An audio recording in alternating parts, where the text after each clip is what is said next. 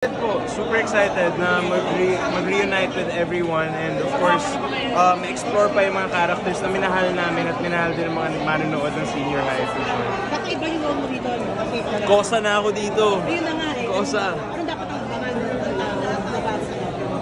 Yun po, kung ano bang pinagdaanan ni Archie kasi di pa naman napapakita kung bakit siya napunta sa kulungan and ano nangyari sa family niya, ano nangyari, bakit si Zina sa Pilipinas at siya nasa kulungan. Ang dami pong mga tanong na ni-leave out ng mga trailers, ng webisodes. Kaya ako excited ako ma-explore pa siya. And of course, yung kapag kung makalabas si Archie ng kulungan, di ba? Paano sila ni Roxy? You have Batang Quiapo and you also have... Yes po, yes. Ano feeling na sa mga show? Dalawa-dalawang shows mo ngayon? I'm very grateful, super grateful. It's like a dream come true, honestly. To do 2 shows at once and pareho pang shows that a lot of people love and value. And yun, kaya I'm doing my best. Ginagawa ko po yung best ko.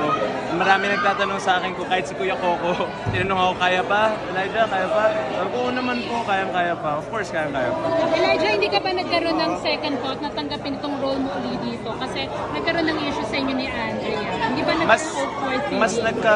Mas nag-worry ako about Kuya Coco, about Batang Quiapo kasi nag-invest na po sila ng time eh. We did workshops, we've been doing stunt trainings, and ang worry ko lang is baka hindi magustuhan ni na Direk Coco na may ginagawa akong show at the same time, baka isipin nila hindi ko kaya mag-focus. But si Kuya Coco mismo nag-push sa akin na gawin mo yan, Elijah, that's good, hanap buhay din yan, malaking bagay din yun.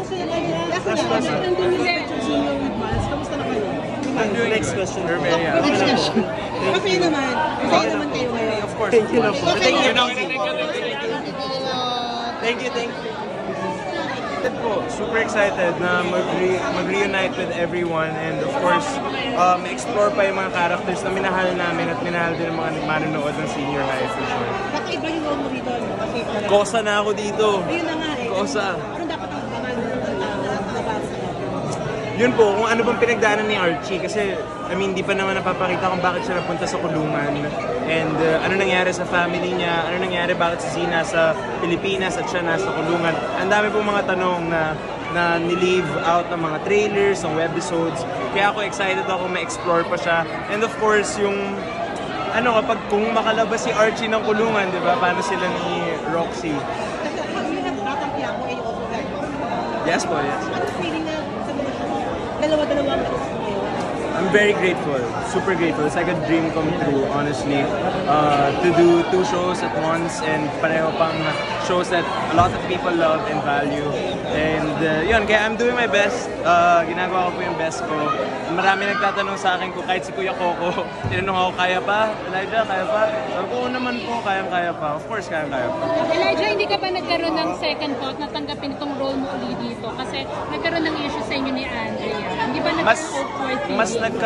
Mas nag-worry ako about Kuya Coco, about Batang Quiapo kasi nag-invest na po sila ng time eh. We did workshops, we've been doing stunt trainings, and ang worry ko lang is baka hindi magustuhan ni na Direk Coco na may ginagawa akong show at the same time, baka isipin nila hindi ko kaya mag-focus.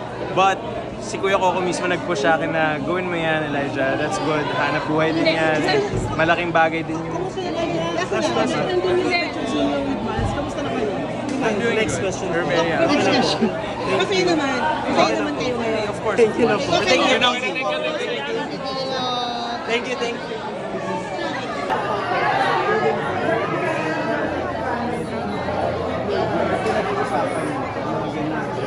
Sa ilang bakit na wala, pero yung pressure ba kasi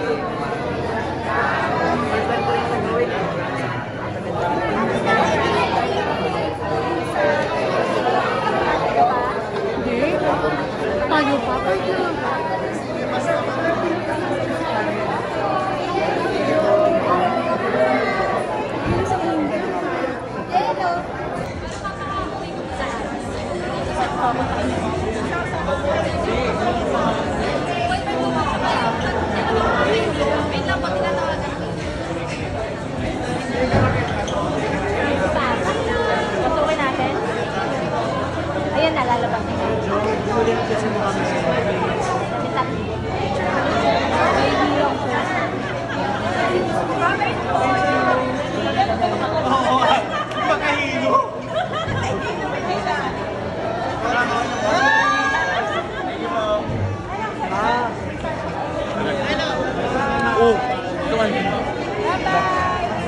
when it comes.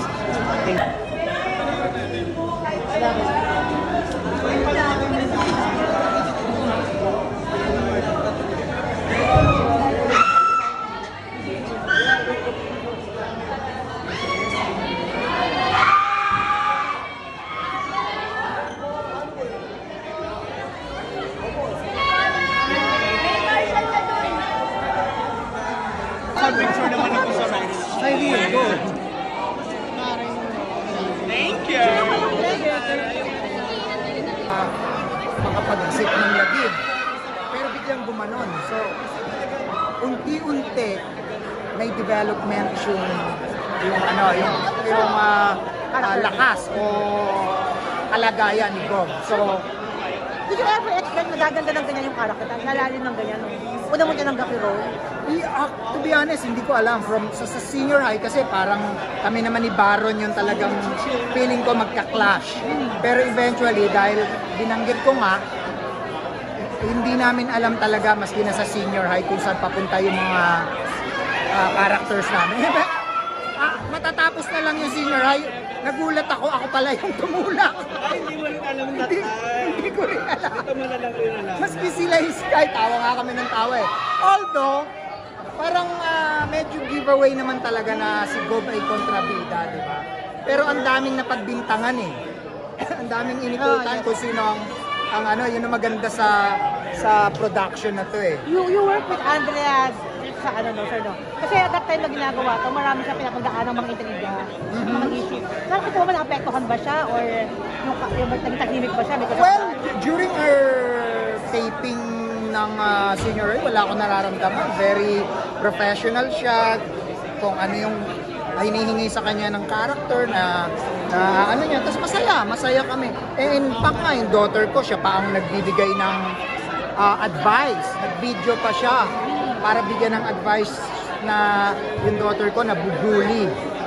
So parang coming from her, ang ganda ng message niya. So ang point ko dito, yung isip niya buo, hindi siya naapektuhan ng mga intriga. So, still bubbly, masayahin pa rin. Masayahin pa rin. Kung meron man kayang-kaya niyang dalhin. Matalinong bata. I guess isa siya sa talagang upcoming na magiging superstar eh. Sabi ko nga, let's say, no, meron siyang mga intrigue at pinagdadaanan, pero pagdating sa trabaho, very professional. Alam niya yan din. Napakagaling.